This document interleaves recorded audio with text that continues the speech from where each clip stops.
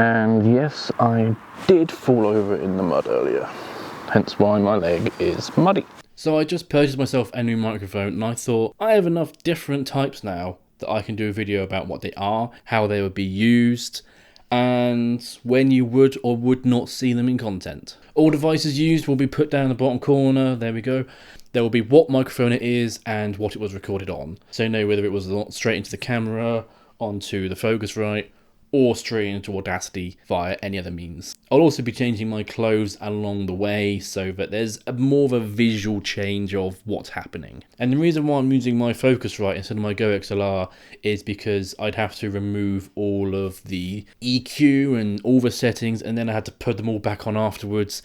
I'm just going to plug in an audio interface that can just go raw and do no modifications, no EQ, no anything, instead of having to undo everything and redo it again.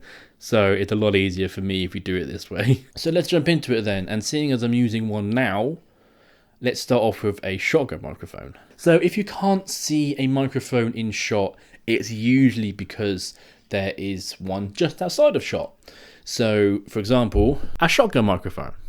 I'm going to leave it here now, just now that I've revealed it, might as well leave it in shot. They usually record either straight into camera. You can get some that are small enough that they fit on top of the camera itself and just plug straight in, or they are recorded to audio interfaces like I am now. There are some that are small enough and don't require that much power, or they have batteries in them themselves that they just go on top of the camera and they make a small little vlogging package.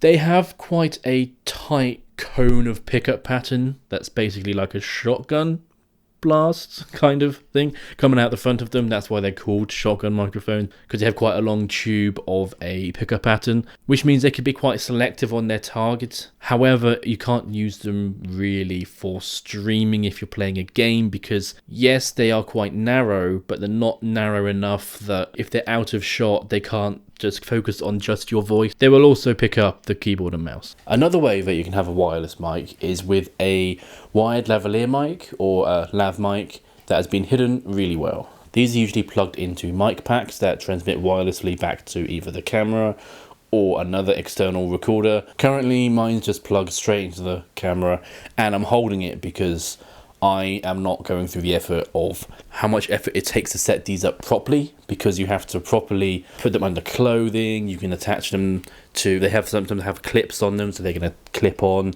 or if you want to go properly hidden, you can tape it to people's skin so that it's not attached to the clothes. You can get really elaborate with how you wire someone up with a lav mic. I'm not going into that right now because, as you're probably going to see, I'm going to be changing microphones a lot.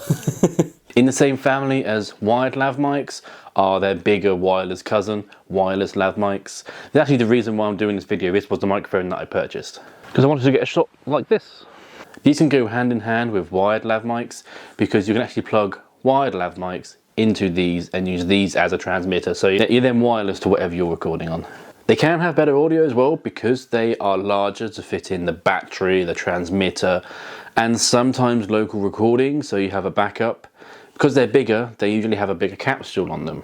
But also because of their size, they are harder to hide, but they can go anywhere basically. They can clip to most things, and because they're usually quite light, they can go in most places and won't really disrupt fabric. All of the previous microphones are mainly for longer recording where you don't want to see a microphone and it's not the main focus of the content, where there's other things going on. For example, YouTube and TikTok maybe, not Twitch. If you want to stream to Twitch or do any voiceovers, that kind of thing, or recording voice, it's usually better to have a microphone that's bigger than a lav mic or closer to you than a shotgun, so it's focused on your voice more. So in this case, you'd want a more studio style microphone. There are two main types of studio-esque microphones. There are dynamic microphones like I've got here, and condenser microphones that I'll get to in a bit.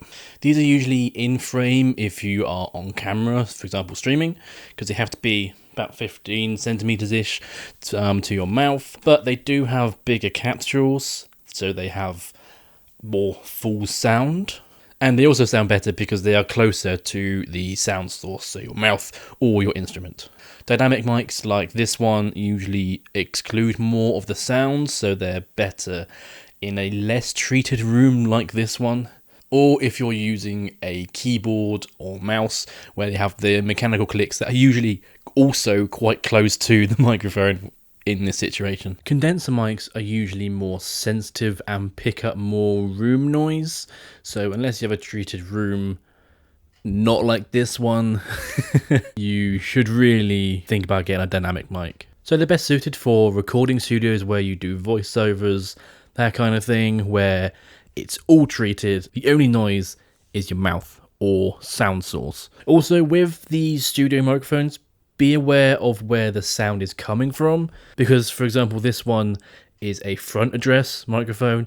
It's even in the box that you should talk to it from the front. I've seen a lot of people using for example the Blue Yeti, where they think it's in the top where it's supposed to talk, but of course it's not. It's a front address like this. The dynamic one that I showed you earlier is a top address, hence where the pop filter is located. It's hard to get that one wrong because of where the pop filter goes. It kind of gives it away, but just be aware of the orientation of the capsule. Finally, there is a headset microphone.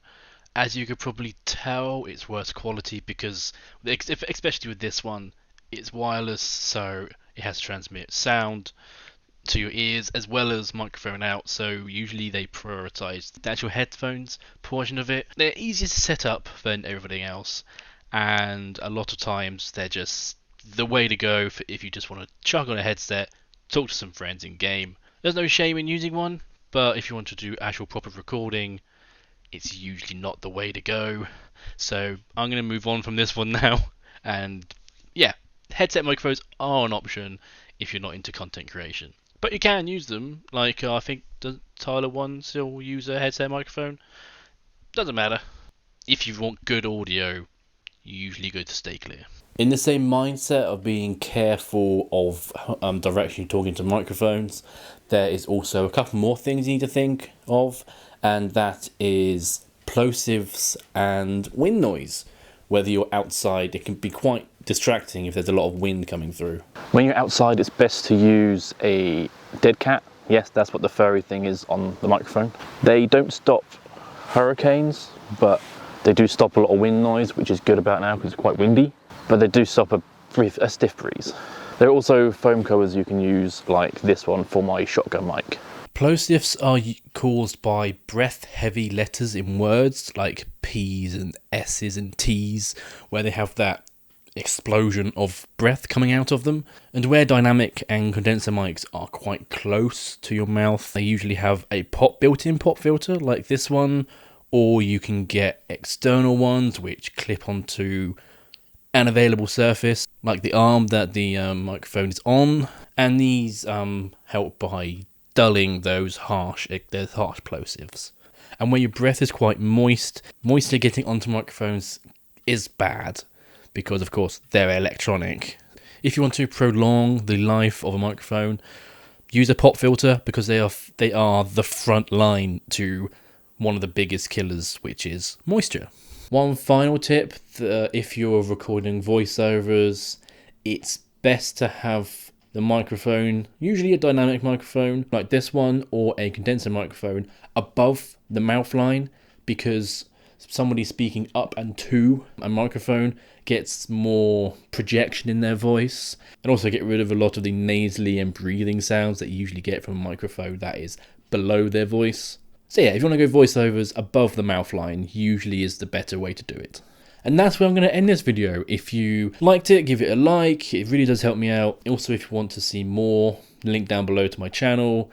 And if you want to subscribe and potentially see more of me in your subscription feed, press the subscribe button as well. If you have any comments about some of the stuff I mentioned, or you want to put down recommendations about what you want to see me do in the future for any videos, put those down in the comment section below. See ya.